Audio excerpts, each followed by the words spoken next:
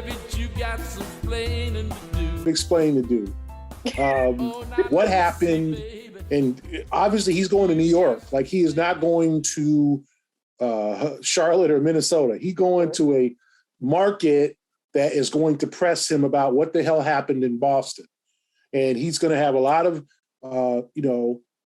pro-women's groups in terms of the Me Too movement and pro, rights for women, obviously, understandably. Like, what's going on? What are you guys doing in Brooklyn? Like, it's not going to be a big happy family once he gets to Brooklyn. I mean, if, this goes down, like, to me, he's got a lot of explaining to do. There's going to be a lot of off the court situations. And it's only been a month and a half. So he can't have resurrected himself like that quickly, right? Like, Ime Udoka reportedly is being taken by the Brooklyn Nets. That's still not official, but as of now, we've read a bunch of reports. Gary has done a little bit of reporting himself. Gary, what do you know at this point? The Celtics will let Ime go. Like, they're not going to put a stop to this. And at this point, they're not going to ask for compensation. They just want the Udoka era to end. Now they don't have to pay him.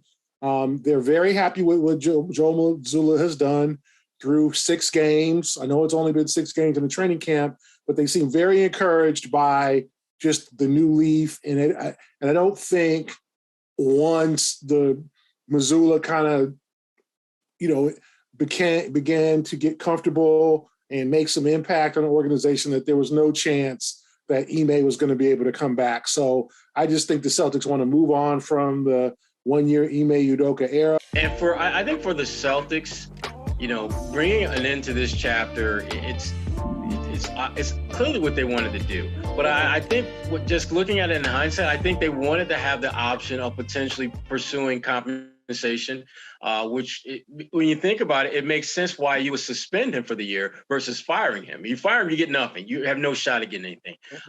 Remember when Doc Rivers, wanted to go to LA and they were able to get a first-round pick out of that. That's because that was a coach that wanted to leave and go somewhere, and they did not want him to leave. This completely different situation. They were more than happy that somebody wanted to take Ime Udoka off their hands. And so frankly, Brooklyn, this is yet another one of those, damn, Brooklyn, really? Type of things. Because Ime was the guy you could have had all along. And the other guy you could have had along was Jacque Vaughn, who's the interim coach, who's probably going to do a better job as an interim coach than Steve Nash did. So I think you both think the rivalry is stronger as a result now that there are these added fuels to the fire? Let's be honest and keep it real. He coming with an edge. And he already had an edge to begin with. Now he's coming with an edge, and he's armed with 2 of the top 10, top 15 players in the game. Brooklyn's going to be a problem for some folks. No, I think it's a major rivalry. I mean, it'll be interesting the first game that Udoka comes back to Boston and the reception he'll get.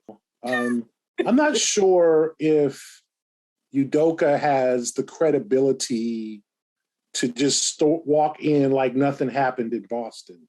Like, I think he's going to have to like my man Ricky Ricardo, the great. Yeah, he's just been a Ricky Ricardo. Ricky Ricardo once said, "Lucy, you got a lot of explaining to do." Like, Ime has a lot of explaining to do.